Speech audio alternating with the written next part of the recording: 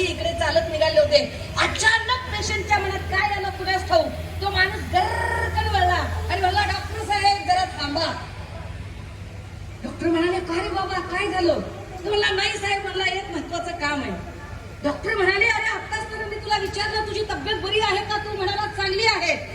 मी तुला विचारलं तुझा पाय दुखतोय का? तू म्हणाला दुखत नाही. मी म्हणालो अवकाळ गावणीत काही चमका शिरका निघतात का? तू म्हणाला काहीच झालं नाही. मग आता काय प्रॉब्लेम आहे? आणि त्याने सांगितलं, डॉक्टर साहेब पाय दुखत नाही, चमका निघत नाही, शिल्का निघत नाही, अवकाळ गावणीत आभाळ आल्यावर कसलाही त्रास होत नाही. मग प्रॉब्लेम काय आहे?